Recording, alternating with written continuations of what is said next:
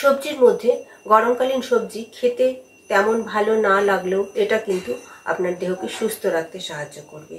যেমন কুমড়ো, ঝিঙে, পটল, ভেন্ডি, পেঁপে এই সমস্ত সবজি ছাড়াও কিন্তু বিভিন্ন শাক খেতে হবে। শাকের মধ্যে যদি ছোট শাক ঠিক মতো বেছে খেতে না পারেন তাহলে বড় বড় পাতাওয়ালা শাকের উপরেই জোর দিতে হবে। আমাদের এখানে সারা বছরই প্রায় গরমকাল, শীতের কয়েকটা দিন বাদ দিলে সারা বছরই গরম। এই তীব্র গরমের সাথে মোকাবিলা করার জন্য খাবারের উপর বিশেষ গুরুত্ব দিতে হবে।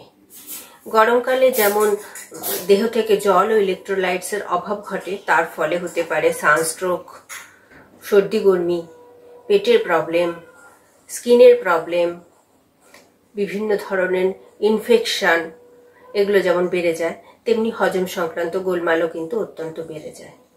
হতে পারে ইউরিনারি ট্র্যাক্ট ইনফেকশনের সমস্যা। এসব বিবিধ সমস্যা দূর করার জন্য কি খাচ্ছেন সারাদিনে সেটার উপর বিশেষ গুরুত্ব দিন। গরমকালে ডায়েটের প্রধান শর্তই হচ্ছে দেহকে হাইড্রেটেড রাখা, অর্থাৎ প্রচুর পরিমাণে জল ও জলীয় খাবার খেতে হবে। পানীয় জল ছাড়াও দইয়ের ঘোল, ফল, ফলের রস, আখের রস, তরমুজের রস ইত্যাদি খেতে পারেন। তবে অবশ্যই কিন্তু এই সমস্ত হতে হবে ঘরোয়া উপায়ে তৈরি, অর্থাৎ বাড়িতে বানানো। পাতলা মাছের ঝোল বা পাতলা ডালের জল, বিশেষ করে মুগ ডালের জল, অড়হর ডালের জল এগুলোও কিন্তু গরমকালে শরীর শীতল রাখতে সাহায্য করবে।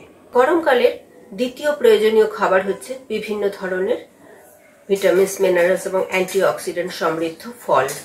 গরমে যে সমস্ত ফল পাওয়া যায় যেমন আম, কলা, তরমুজ, আনারস, সবেদা, নাশপাতি, পেয়ারা এগুলো সবই কিন্তু গরমের উপযুক্ত ফল, অর্থাৎ আপনার দেহকে শীতল, শান্ত রাখতে, স্নিগ্ধ রাখতে কিন্তু সাহায্য করে।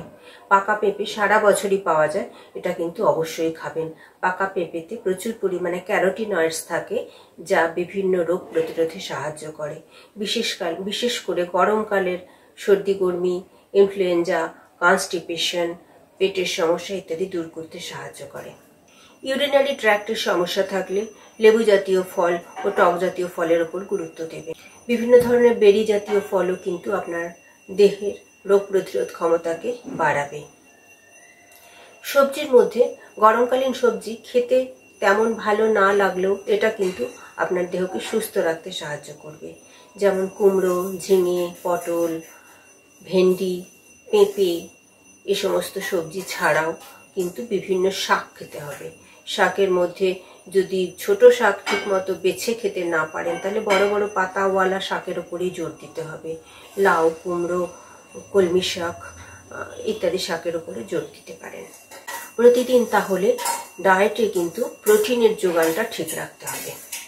প্রোটিনের জন্য সাধারণত প্রাণীজ প্রোটিনের বদলে উদ্ভিজ্জ প্রোটিনের উপরে জোর দিন।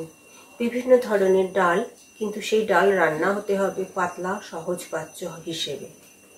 জোর দিতে পারে। খেতে পারেন নিউট্রেলা জাতীয় খাবার, এটাও প্রোটিনের যোগান দেয়। দুধ যাদের সহ্য হয় না তারা দুধের বদলে দই, ছানা, দইয়ের ঘোল এগুলো ডায়েটে রাখবে। যে কোনোভাবেই ডায়েটে জলীয় পদার্থ বেশি রাখার চেষ্টা করবেন। প্রাণীজ খাবারের মধ্যে যেমন চিকেন, পাতলা মাছের ঝোল এগুলো খেতে পারেন, কিন্তু চেষ্টা করবেন সেগুলো যেন খুব রিচভাবে রান্না না হয়, অথবা রেড মিট, মাংসের মিটে এগুলোকে অ্যাভয়েড করার চেষ্টা করবেন। বারবার জল খাবেন, কিছুক্ষণ পর পর অল্প পরিমাণে জল খাবেন। একসাথে বেশি পরিমাণে জল খেতে হবে। একসাথে অনেকেই বলেন যে 1 লিটার জল খেয়ে নিলাম, সেটা কিন্তু কোনো কাজের কথা নয়।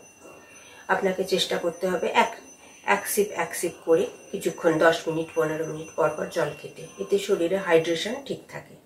বাইরের খাবার, সাধারণত বাইরের কাটা ফল, ফলের রস, আখের রস এগুলো অ্যাভয়েড করতে হবে। ফাস্ট ফুড, প্রসেস ফুড, বেকারির খাবার এগুলো যতটা কম খাবেন ততই ভালো।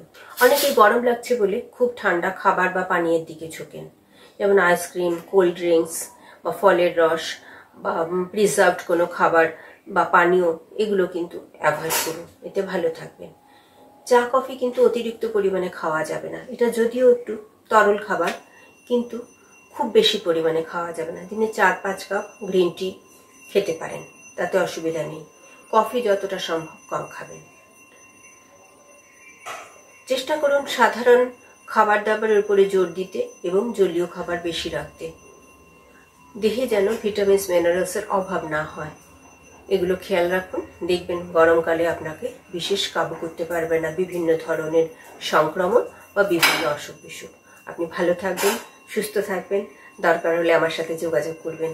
নমস্কার।